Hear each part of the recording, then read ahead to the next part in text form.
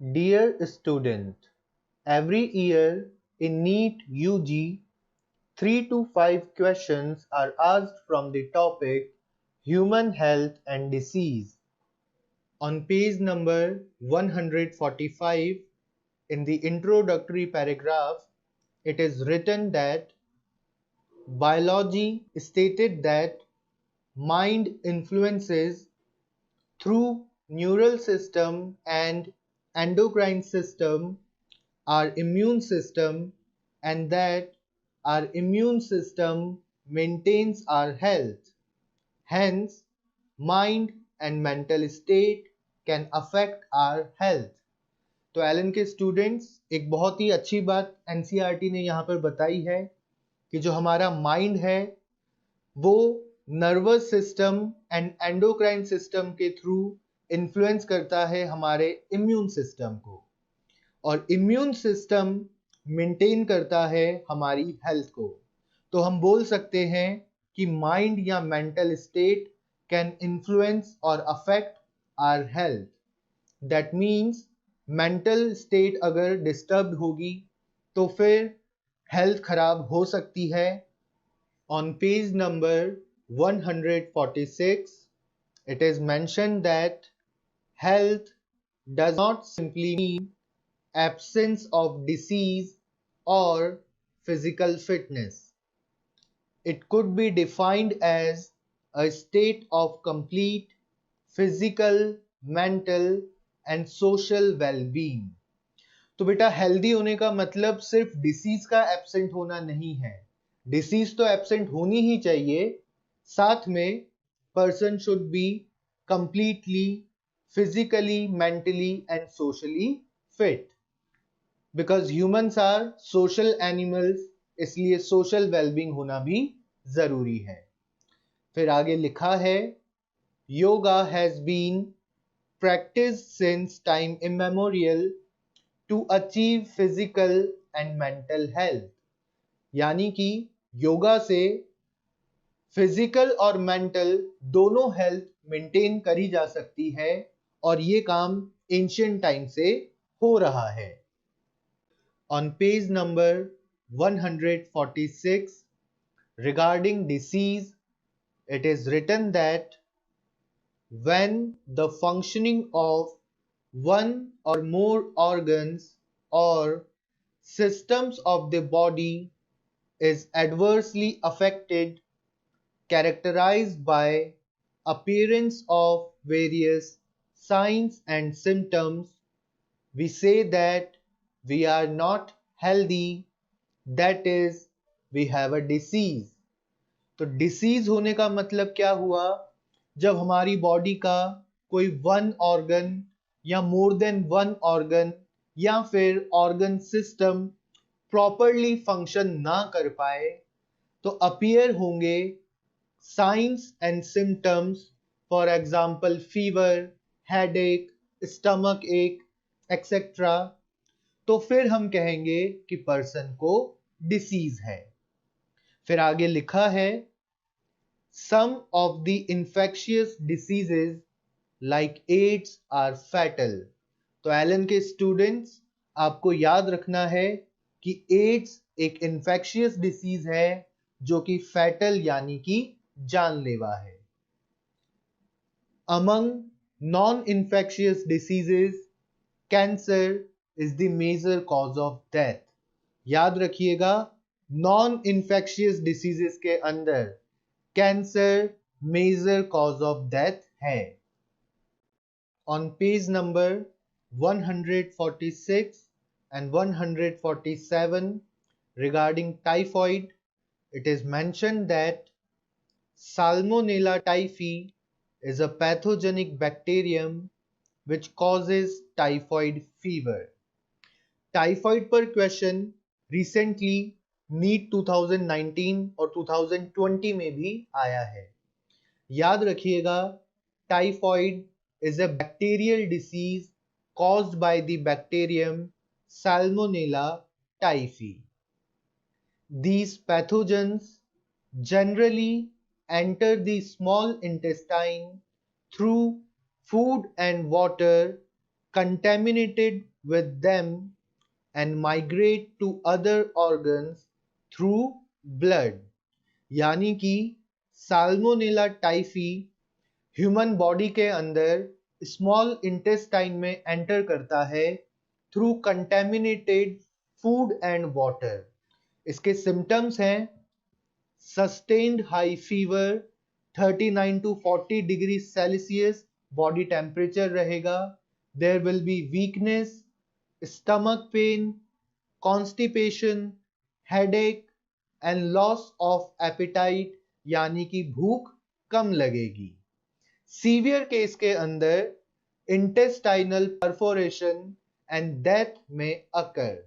That means intestine में pores, holes create हो जाएंगे और आगे जाकर डेथ भी हो सकती है। फिर लिखा है typhoid fever could be confirm by Widal test. बहुत ही इंपॉर्टेंट लाइन है। टाइफॉइड का जो कंफर्मेटरी टेस्ट है जिससे क्लिनिकली कंफर्म होता है that the person is suffering from typhoid, person is infected from Salmonella typhi, the test is Widal test. On page number 147, it is written that bacteria like Streptococcus pneumoniae and Haemophilus influenzae are responsible for the disease pneumonia in humans, which infects the alveoli of the lungs. बहुत ही important बात है बेटा, याद रखना। Haemophilus इन्फ्लुएंजे जो है ये इन्फ्लुएंजा कॉज करने वाला वायरस नहीं है। It is a bacterium which causes pneumonia in humans.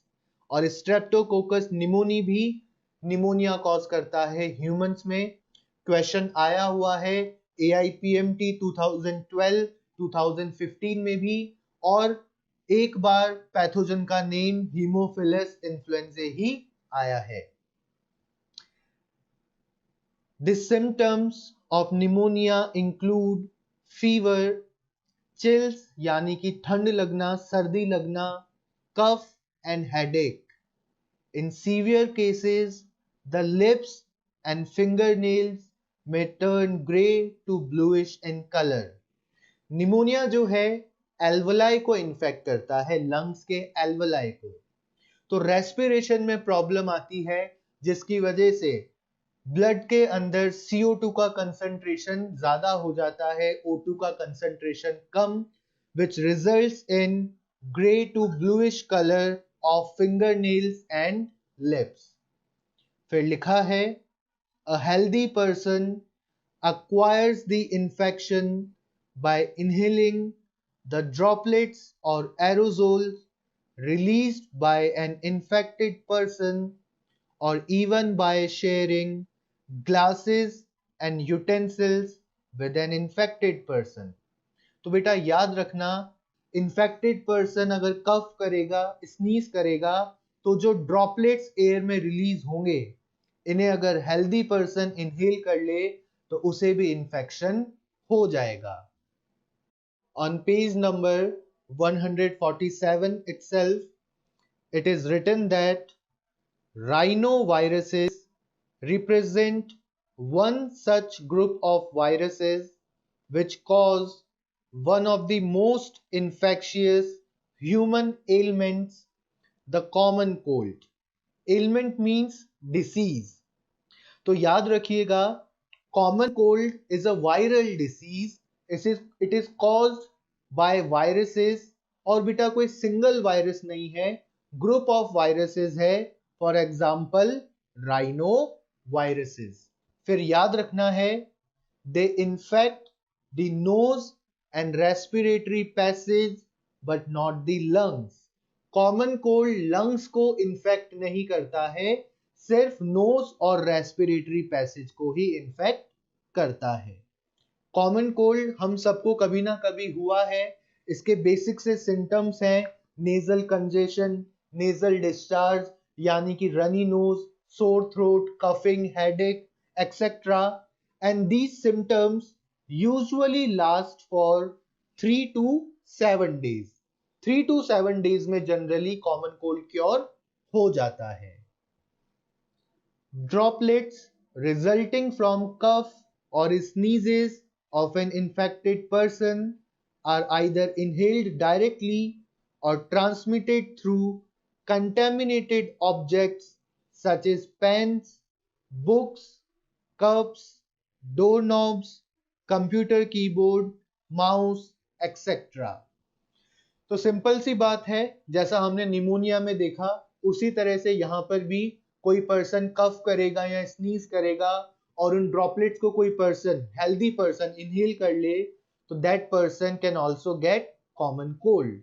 उसके अलावा जो इन्फेक्टेड पर्सन है उसके जो ड्रॉपलेट्स हैं, अगर इनसे पेन, बुक या अदर आइटम्स कंटेमिनेटेड हैं तो उसके थ्रू भी ये इन्फेक्शन स्प्रेड हो सकता है।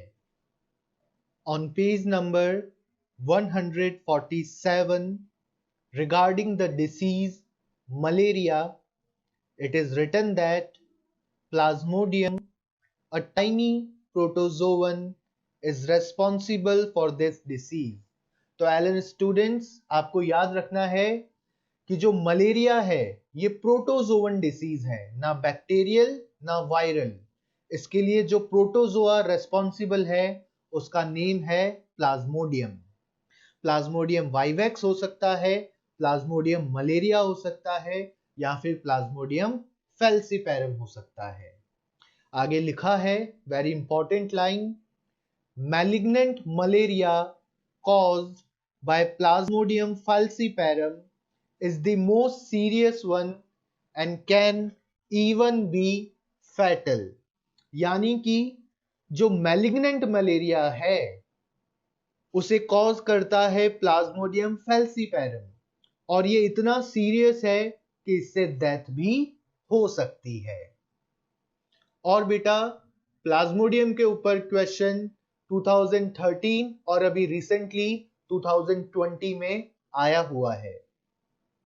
पेज नंबर 148 पर प्लाज्मोडियम का लाइफ साइकिल है which is very important from NEET point of view. जो प्लाज्मोडियम है it requires 2 host to complete its life cycle. One is mosquito host, another is human host.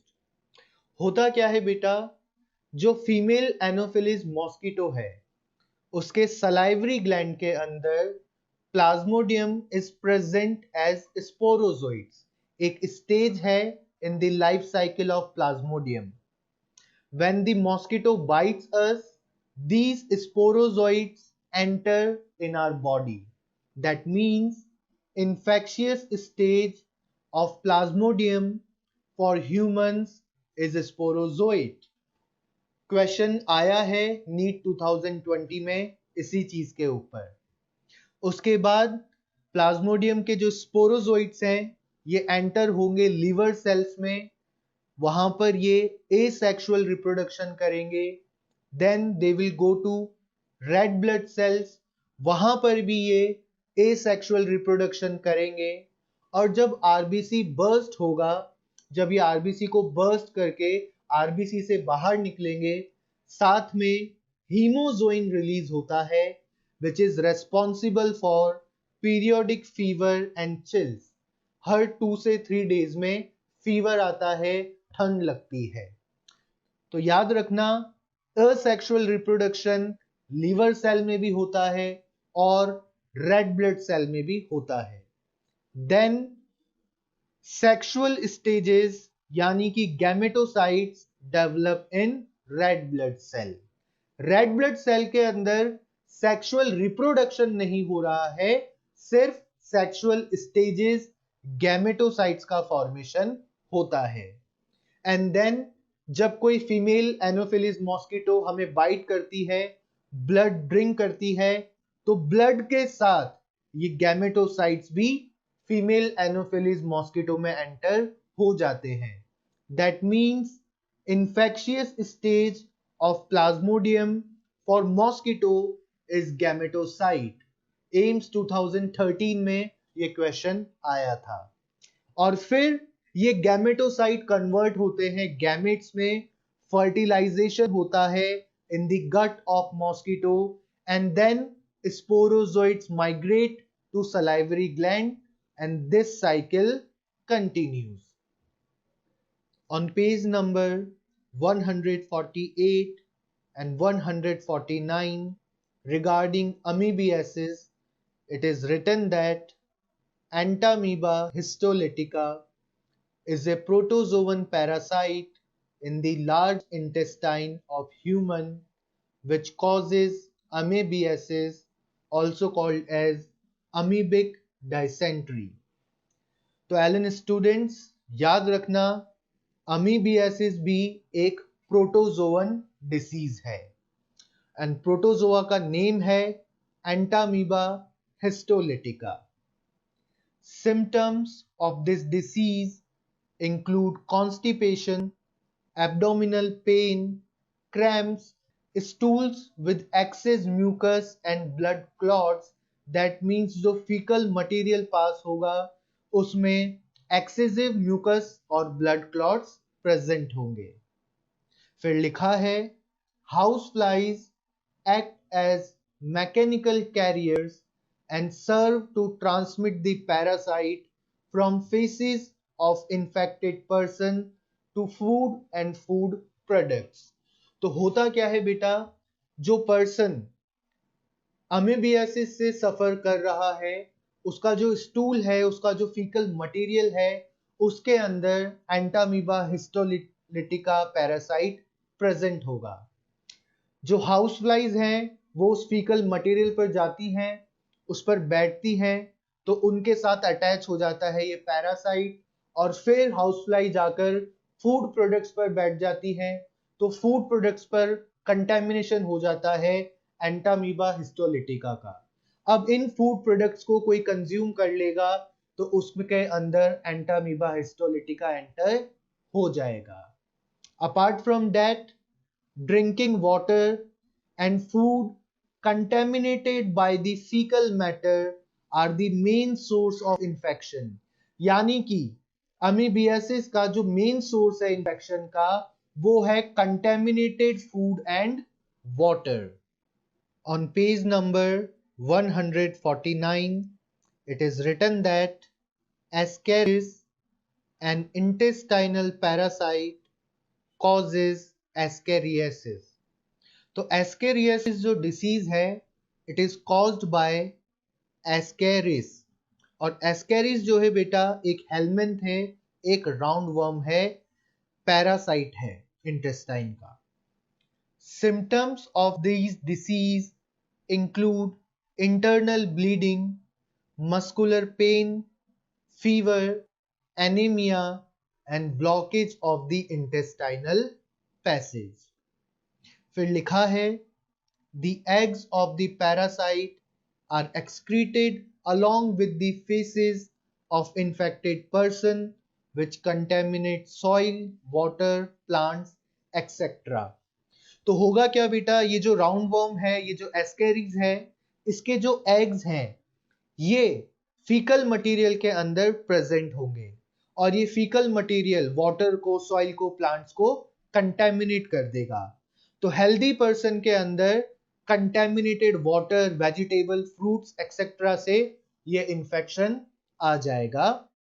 Then on page number 149 itself, याद रखना elephantiasis and filariasis एक ही disease के दो names हैं, and this disease is caused by Wuchereria bancrofti and Wucheria malai, which is also known as filarial worm, यानी कि ये भी एक हेलमिंथ डिसीज है. यूजुअली ये जो इन्फेक्शन है लोअर लिम्ब के लिम्फेटिक वेसल्स में होता है. The genital organs are also often affected, resulting in gross deformities. तो जेनाइटल ऑर्गन्स भी अफेक्ट होते हैं इसमें, और उनसे जो डिफॉर्मिटीज होती है वो दिखने में अच्छी नहीं होती है. फिर लिखा है the pathogens are transmitted to a healthy person through the bite by the female mosquito vectors, यानी कि एलिफेंटियासिस या फिलेरियासिस मॉस्किटो के बाइट करने से स्प्रेड होता है। नीट 2018 में इसी पॉइंट पर क्वेश्चन आया था और अभी रिसेंटली 2020 नीट में फिलेरियासिस के पैथोजन को मैच करने वाला क्वेश्चन भी आया है। On page number 149 regarding ringworms, it is written that many fungi belonging to the genera Microsporum, Trichophyton and Epidermophyton are responsible for ringworms, which is one of the most common infectious diseases in man. So Alan students, remember that ringworms has nothing to do with worms. It is a fungal disease. Ringworm जो है वो एक fungal disease है। इसके अंदर skin पर कुछ इस तरह के लीजन्स अपीयर होते हैं विच आर ड्राई और इनके अंदर काफी इंटेंस इचिंग होती है। और बेटा याद रखना, ringworms are generally acquired from soil or by using towels, clothes, or even the comb of infected individuals. On page number 150 and 151, regarding the cellular barriers and cytokine barriers of the innate immunity, it is mentioned that certain types of leukocytes, white blood cells, of our body, like polymorphonuclear leukocytes, that is neutrophils, and monocytes, and natural killer cell, which is a type of lymphocyte in the blood, as well as macrophages in tissues, can phagocytose and destroy microbes. तो Allen students याद रखिएगा, ये एक general statement है, एक common statement है regarding neutrophils, monocytes, natural killer cell and macrophages. इसमें से जो फैगोसाइटिक सेल्स हैं वो है मोनोसाइट्स और neutrophils in blood and macrophages in other tissue. Question आया भी था न्यूट्रोफिल के ऊपर रिसेंटली 2020 में। Match the following type, neutrophil का मैच हुआ था फैगोसाइटोसिस से। और जो नेचुरल किलर सेल है ये नॉन फैगोसाइटिक है, ये फैगोसाइटोसिस नहीं करता बट पैथोजन को डिस्ट्रॉय कर देता है। फिर regarding cytokine barrier, virus infected cells secrete proteins called interferons which protect non-infected cells from further viral infection. Interferon के ऊपर क्वेश्चन एम्स 2017 में भी आया था। बहुत ही बेसिक सी बात है, कोई अगर वायरस इन्फेक्टेड सेल है तो वो सेल एक तरह का साइटोकाइन, एक तरह का मैसेंजर मॉलिक्यूल जिसे इंटरफेरॉन बोलते हैं, उसे रिलीज करेगा and this interferon will inform the non-infected cells about the viral infection. On page number 151, it is mentioned that acquired immunity, on the other hand, is pathogen specific. So, Alan students, remember that innate immunity is pathogen or antigen non-specific, whereas the acquired immunity is specific for the pathogen, and it is characterized by memory. Memory का जो formation है वो acquired immunity के अंदर होता है। होता ये है बेटा कि जब बॉडी के अंदर फर्स्ट टाइम किसी पैथोजन का एनकाउंटर होता है तो जो रेस्पॉन्स हमारी बॉडी प्रोड्यूस करती है उसे कहते हैं प्राइमरी इम्यून रिस्पॉन्स, जो कि लो इंटेंसिटी का होता है। बट जब सब्सिक्वेंट यानी कि नेक्स्ट एनकाउंटर होगा सेम पैथोजन का, तो हाई इंटेंसिटी का इम्यून रिस्पॉन्स आएगा, जिसे सेकेंडरी या फिर एनेमनेस्टिक रिस्पॉन्स कहते हैं। Anamnestic means memory based immune response.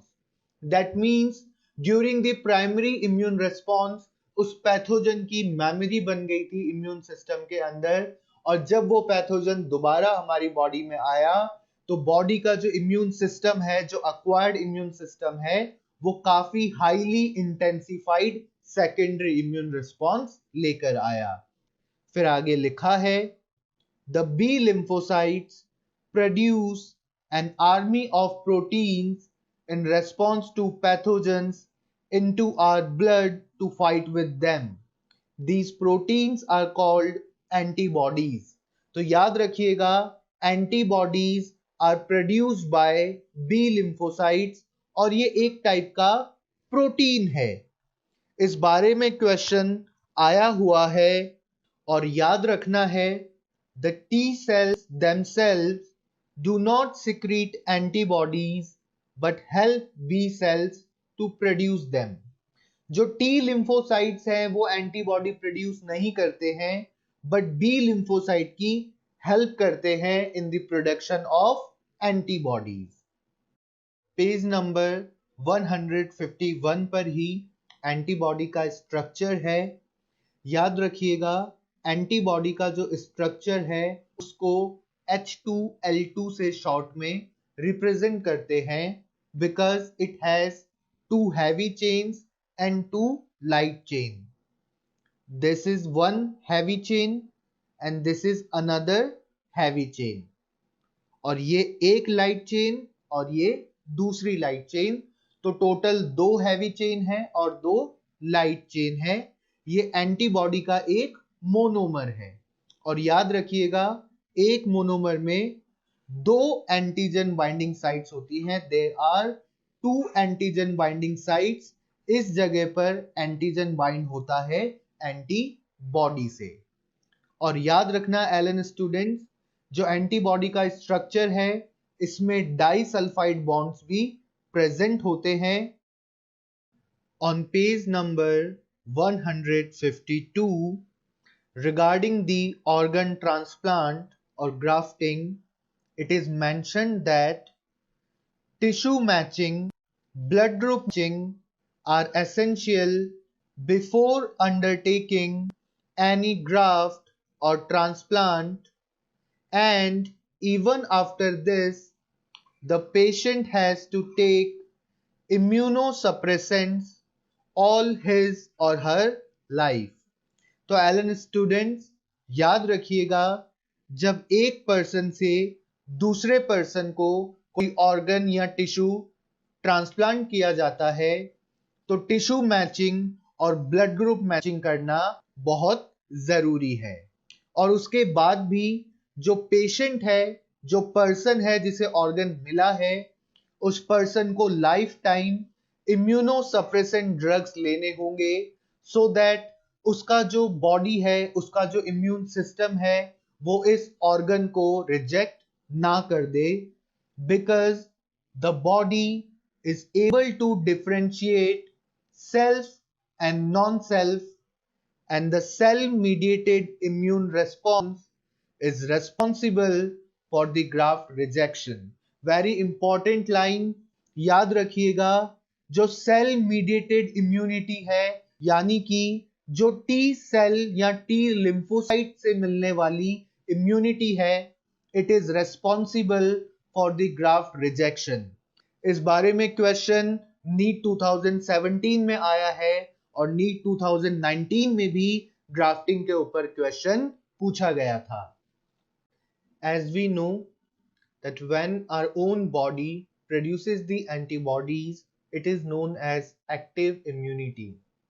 Regarding passive immunity, on page number 152, it is written that when ready-made antibodies are directly given to protect the body against foreign antigens, it is called passive immunity. तो बेटा याद रखिएगा, passive immunity के अंदर हमारी body खुद antibodies का formation नहीं करती है, रेडीमेड एंटीबॉडीज हमारी बॉडी के अंदर इंजेक्ट करी जाती है।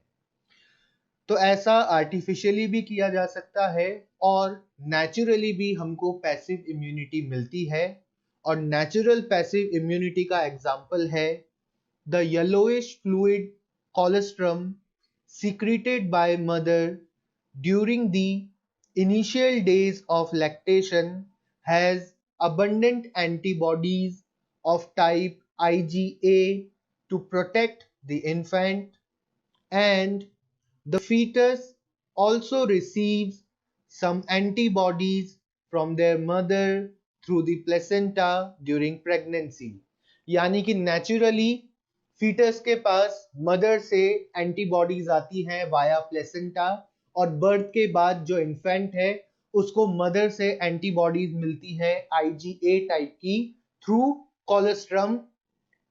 On page number 152, regarding vaccination and immunization, it is written that the principle of immunization or vaccination is based on the property of memory of the immune system. In vaccination, a preparation of antigenic proteins of pathogen or inactivated or weakened pathogen, that is vaccine, are introduced into the body। तो बेटा जो vaccination है यानी कि जो active immunisation है, immunisation अगर लिखा हुआ मिलता है तो बाय डिफॉल्ट हम मानते हैं कि एक्टिव की बात चल रही है, वैक्सीनेशन की बात चल रही है। तो इसका जो प्रिंसिपल है वैक्सीनेशन का, it is based on the property of memory of the immune system. Vaccination में होता क्या है, पैथोजन का जो एंटीजेनिक प्रोटीन है, यानी कि पैथोजन का वो पार्ट, ऐसा प्रोटीन जिसकी हेल्प से हमारी बॉडी उस पैथोजन को रिकॉग्नाइज करती है, या फिर इनएक्टिवेटेड या फिर वीकेंड पैथोजन को वैक्सीन की फॉर्म में बॉडी में इंट्रोड्यूस किया जाता है। तो रिजल्ट ये होता है कि हमारी जो बॉडी है वो मेमोरी बी सेल और टी सेल जनरेट कर लेती है, और जब वो पैथोजन नेचुरली हमारी बॉडी में आता है तो सेकेंडरी इम्यून रिस्पॉन्स आता है जो हमको पता है काफी इंटेंस होता है और हमको डिसीज से प्रिवेंशन मिल जाता है। On page number 152 it is written that recombinant DNA technology has allowed the production of antigenic polypeptides of pathogen in bacteria or yeast. Vaccines produced using this approach allow large-scale production and hence greater availability for immunization. Example, hepatitis B vaccine produced from yeast। तो Allen students, जो recombinant DNA technology है इसकी help से हम bacteria या yeast से किसी pathogen का एंटीजेनिक प्रोटीन या पॉलीपेप्टाइड बनवा सकते हैं। इससे बेनिफिट ये है कि लार्ज स्केल प्रोडक्शन हो सकता है एंटीजेंस का, तो इम्यूनाइजेशन के लिए वैक्सीन की डोज ज्यादा अवेलेबल होंगी। एग्जाम्पल याद रखना है, hepatitis B vaccine produced from yeast. होता क्या है, जो हेपेटाइटिस बी वायरस के एंटीजन को एनकोड करने वाला जीन है, उस जीन को कंबाइन कर दिया जाता है यीस्ट के डीएनए से। अब ये जो यीस्ट का डीएनए है इसके पास वो जीन है जो हेपेटाइटिस बी वायरस का एंटीजन बनाता है। अब इसका ट्रांसक्रिप्शन होगा, फिर ट्रांसलेशन होगा, तो अल्टीमेटली ये जो यीस्ट का सेल है ये हेपेटाइटिस बी के एंटीजेंस का प्रोडक्शन करेगा और इन एंटीजेंस को हम एज अ वैक्सीन यूज कर लेते हैं। On page number 153 regarding allergies, बहुत इंपॉर्टेंट बात है। हमें पता है एलर्जी जो है वो इम्यून सिस्टम का exaggerated यानी कि जरूरत से ज्यादा immune response है against certain particles which are known as allergens. और allergens के against जो antibodies बनती हैं, याद रखिएगा they are of IgE type. फिर आगे लिखा है symptoms of allergic reactions include sneezing, watery eyes यानी कि आंखों से आंसू आना, running nose and difficulty in breathing. Allergy is due to the release of chemicals like histamine and serotonin from the mast cells. तो एलन स्टूडेंट्स याद रखिएगा, allergic reaction में मास्ट सेल से जो केमिकल्स रिलीज होते हैं हिस्टामिन एंड सेरोटोनिन, उसकी वजह से एलर्जिक रिएक्शन होती है, उसकी वजह से ये सिम्टम्स अपीयर होते हैं. फिर आगे लिखा है the use of drugs like antihistamine, adrenaline and steroids quickly reduce the symptoms of allergy. तो याद रखना बेटा, एलर्जी का क्योर नहीं है ये. एलर्जी के जो सिम्टम्स हैं उनसे क्विक रिलीफ मिलता है एंटीहिस्टामिन, एड्रिनलिन और स्टेरॉइड से. फिर लिखा है somehow modern day lifestyle has resulted in lowering of immunity and more sensitivity to allergens. This could be because of the protected environment provided in early life. तो ऐसा देखा गया कि जो मेट्रो सिटीज के चिल्ड्रन हैं वो ज्यादा सफर करते हैं एलर्जी से, जैसे कि एज्मा से. वो काफी ज्यादा सेंसिटिव हैं एलर्जेंस के लिए. क्यों? क्योंकि जो मॉडर्न डे लाइफस्टाइल है उससे इम्यूनिटी लो हो जाती है, और जो मेट्रो सिटीज के पेरेंट्स हैं वो बच्चों को बहुत ही ज्यादा प्रोटेक्टेड इन्वायरमेंट के अंदर रखते हैं. तो अर्ली लाइफ में जब एंटीजेंस या एलर्जेंस से कांटेक्ट नहीं हो पाता है तो फिर आगे जाकर एलर्जी डेवलप हो जाती है. On page number 153 it is written that memory-based acquired immunity evolved in higher vertebrates based on the ability to differentiate foreign organisms, for example pathogens, from self cells. तो बेटा जो acquired immunity है, जो memory based acquired immunity है, ये higher vertebrates के अंदर present है. हम पढ़ते आ रहे हैं कि जो एक्वायर्ड इम्यूनिटी है वो एंटीजन या पैथोजन के लिए स्पेसिफिक है. अब इसका बेसिस क्या है ये तो अभी तक क्लियर नहीं है, लेकिन दो कोरोलरी एग्जिस्ट करती है इस एबिलिटी की. कोरोलरी का मतलब है दो स्टेटमेंट है, जब फर्स्ट करेक्ट होगा तो सेकंड रॉन्ग हो जाएगा ऑटोमेटिकली, और जब सेकंड करेक्ट होगा तो फर्स्ट वाला रॉन्ग हो जाएगा. तो फर्स्ट कोरोलरी है that higher vertebrates can distinguish foreign molecules as well as foreign organisms from the self cells. यानी कि जो हमारा एक्वायर्ड इम्यून सिस्टम है वो फॉरेन सेल्स पर, पैथोजेंस पर, फॉरेन एंटीजेंस पर अटैक करता है, सेल्फ सेल्स पर, सेल्फ एंटीजेंस पर अटैक नहीं करता है. पर दूसरी कोरोलरी है that sometimes due to genetic and other unknown reasons the body attacks self sales. तो बेटा फर्स्ट पार्ट में हमने क्या कहा था कि हमारी बॉडी सेल्फ और नॉन सेल्फ में डिफरेंशिएट कर सकती है, इसलिए सेल्फ को अटैक नहीं करती है. लेकिन दूसरा पार्ट, दूसरे कोरोलरी में क्या लिखा है कि जेनेटिक रीजन से या अननोन रीजन की वजह से बॉडी सेल्फ सेल को ही अटैक कर देती है. This results in damage to the body and is called autoimmune disease. तो ऑटो इम्यूनिटी का मतलब है जब हमारा एक्वायर्ड इम्यून सिस्टम हमारे ही एंटीजेंस के अगेंस्ट एक्टिवेट हो जाए, हमारे ही सेल्फ सेल्स को अटैक करने लग जाए। Rheumatoid arthritis, which affects many people in our society, is an autoimmune disease.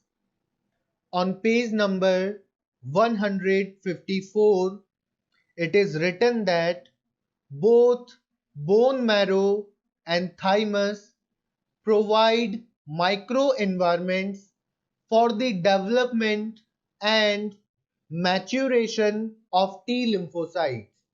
तो एलन स्टूडेंट्स याद रखिएगा, जो टी लिम्फोसाइट्स है इसके फॉर्मेशन और मैच्योरेशन के लिए बोन मैरो और थाइमस माइक्रो इन्वायरमेंट प्रोवाइड करते हैं। मतलब माइक्रोस्कोपिक लेवल पर जो भी सब्सटेंसेस रिक्वायर्ड है फॉर्मेशन और डेवलपमेंट के लिए उन्हें प्रोवाइड करते हैं। बोन मैरो एंड थाइमस हमें पता है प्राइमरी लिम्फॉइड ऑर्गन्स हैं।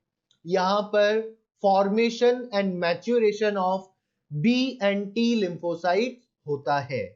याद रखना, बोन मैरो के अंदर बी एंड टी दोनों ही लिम्फोसाइट्स का फॉर्मेशन होता है, बट सिर्फ बी लिम्फोसाइट्स का मैच्योरेशन बोन मैरो में होता है और टी लिम्फोसाइट्स का मैच्योरेशन थाइमस में होता है। फिर आगे लिखा है, the spleen is a large bean shaped organ, it mainly contains lymphocytes. अब बेटा जो स्प्लीन है वो एक सेकेंडरी लिम्फॉइड ऑर्गन है, तो यहां पर जो लिम्फोसाइट्स हैं they will be mature lymphocytes और यहां साथ में प्रेजेंट होते हैं phagocytes. It acts as filter of the blood by trapping blood borne microorganisms. यानी कि ब्लड में अगर माइक्रो ऑर्गेनिजम्स प्रेजेंट है तो स्प्लीन उन्हें ट्रैप कर लेता है। On page number 154, it is written that lymph nodes serve to trap the microorganisms or other antigens which happen to get into the lymph and tissue fluid. तो ऐसा बताया गया है कि लिम्फ फ्लूइड या टिश्यू फ्लूइड के अंदर जो माइक्रो ऑर्गेनिजम्स या एंटीजेंस होते हैं उन्हें ट्रैप करने का वर्क करते हैं lymph nodes which are located at different points in our body. Antigens trapped in the lymph nodes are responsible for the activation of lymphocytes present there and cause the immune response. यानी कि lymph nodes के अंदर जो lymphocytes present हैं वो activate हो जाते हैं जब लिम्फ नोड के अंदर वो किसी फॉरेन एंटीजन के कांटेक्ट में आते हैं और स्टार्ट होता है इम्यून रेस्पॉन्स। फिर पेज नंबर 154 पर ही एक काफी इंपॉर्टेंट बात मेंशन है, that the malt that is mucosa associated lymphoid tissue constitutes about 50% of the lymphoid tissue present in human body. Human body में जितना भी लिम्फोइड टिश्यू है उसका 50% जो है वो माल्ट है, यानी कि म्यूकोजा एसोसिएटेड लिम्फोइड टिश्यू है।